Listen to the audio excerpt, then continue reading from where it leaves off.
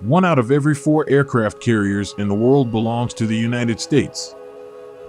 And the sum of their individual deck spaces is more than twice as much as all the other nations together. However, the main concern for competitors, not nations, but rather the unified declaring supercarrier. The $13 billion aircraft carrier, the largest and most powerful tidal carrier aircraft in the world. Hello and welcome to KYC News. Please don't forget to subscribe and hit the bell icon. There are presently numerous supercarriers. Through time, one has lost the title. When a replacement is made, such as the title of James Bond, greetings from the USS John F. Kennedy modern supercarrier, the U.S. supercarriers, the unofficial name is supercarrier.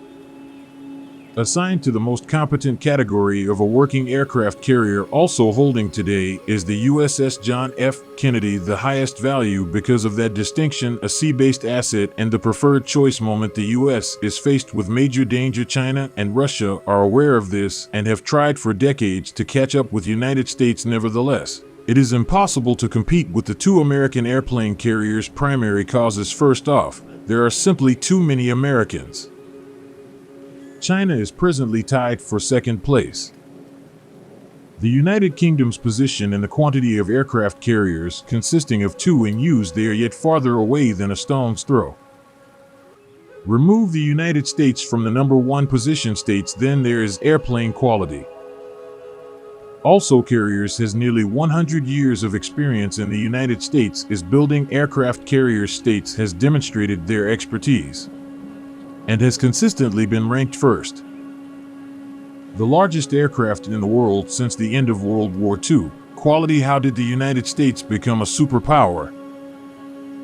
World War II was to become the largest airborne advertisement, possesses the capability of combining the forces of the Air Force and the Navy were revolutionary. As shown here, strikers are deadlier and more deadly accurate and make a far stronger point, yet their range would be less than naval guns. Lie to them and prevent them from taking part in any activity far from amiable boundaries. However, the Navy's capabilities anywhere in the world is simply literally and the integrational aha moment, a no-brainer for both parties, led to the birth of an aircraft carrier, but that was just the beginning of a novel kind of conflict. As many other countries created and constructed their aircraft transports, it was soon evident that the ferociously powerful aircraft carrier was always more likely to prevail in any battle. The race got underway, and the U.S. sprinted like Usain Bolt at the 2008 Beijing Olympics, create a monster, hence powerful enough to warrant a new title designed to characterize it as supercarrier. It has undergone upgrades ever since.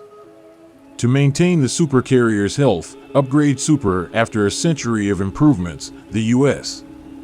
introduced class vehicles made by Gerald R. Ford, accompanied by the USS Gerald Ford, and USS John F. Kennedy is currently one of only 2 members. Coupled with the qualities they extol, would be terrifying if someone else was brought into the class. Traits of the Gerald Ford class. The Ford class was created with keeping up in mind, utilizing the 21st century and executing the most diverse set of airborne mission sets: anti-surface warfare, interdiction, air counters on the offensive and defense. Presently, we examine the top 5 features that contribute to this degree of possibility of invincibility. Number 5, nuclear power reactors. The USS Kennedy should be self-sufficient for extended periods of time, and this era require power.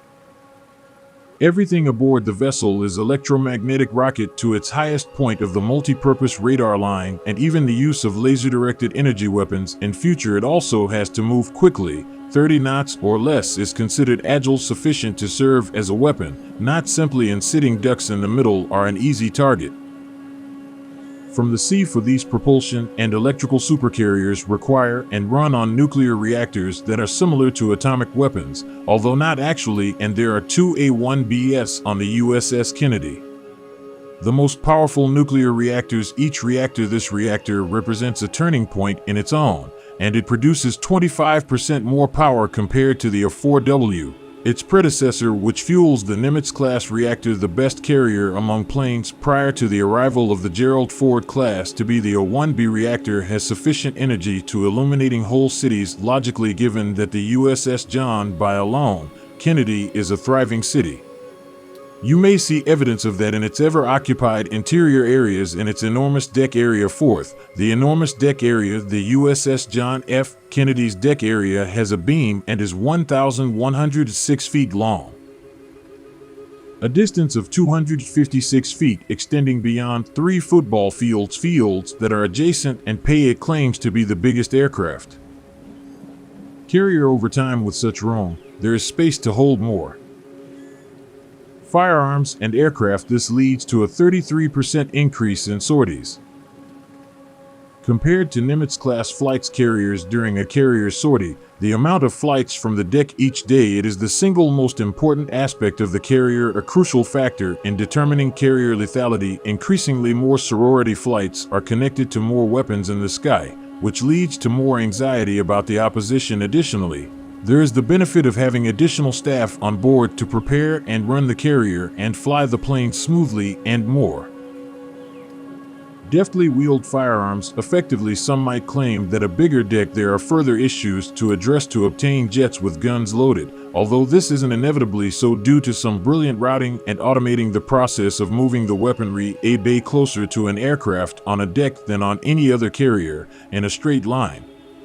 Third-generation launch systems, arresting gear systems for launching rockets are used to planes, are quickly accelerated for takeoff while rapidly deploying arresting apparatus plane to slow down upon arrival. These absent from an aircraft carrier pilots may become more proficient swimmers than because it's easy for jets to roll the ocean as a result of inadequate lift. The USS Kennedy is equipped with a launch system with electromagnetic propulsion, sophisticated arresting equipment systems, as quickly as possible, start and stop jets' potential duration and distance compared to the launch powered by steam Mark 7 arresting systems and systems. The USS John, one of the Nimitz-class carriers, Kennedy enjoys an enormous advantage, particularly given that every second matters during combat. Plus, there are more factors that make the Super possesses a benefit. Since it was created, the contemporary technology was seamlessly incorporated during construction. However, Nimitz-class ships were constructed in the 1970s, and only recently upgrades have brought it somewhat up to date,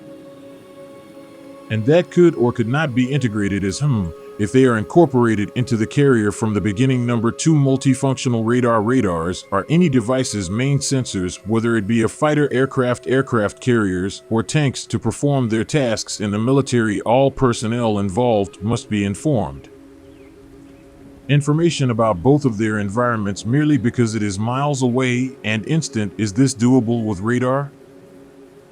However, older airliners have a great deal of many radar systems, each performing its own things. Even though this isn't always a terrible thing, having too many screens might be disorienting. The military concurs and has on the supercarrier a versatile radar that completes it using measurements of pulse Doppler signals, range processing. Number 1, improvements to the quality of life. A machine's strength depends on its workers that controls the USS Kennedy has amenities and the greatest understanding of this, in position to keep his crew vigilant and enough agility to make a monkey envious. It literally has a boatload of vitality. Improvement areas such as FAS and an S's areas that are ergonomically designed, etc. The outcome, some of the most diligent individuals in the ability to control a moving object worldwide city by itself and keep its power to take control of the battleground when the action is about to end. Aviation carriers have demonstrated to be the largest opinion leaders. To some extent, they directly impact a country's internationally significant. In fact, because of the size of the American airlines that fly across the oceans, the nation's influence extends to every continent independent of the bases of allied states that are in danger. Russia is one such nation. Interestingly, not in this competition, albeit. Do you believe they are lax? Please share your thoughts with me in the remarks section, where we may call Mr. Putin will query why they permitted China advance so far. But only if you are a channel subscriber. Then click like on this video. That will be it for this video. Thank you for your attention.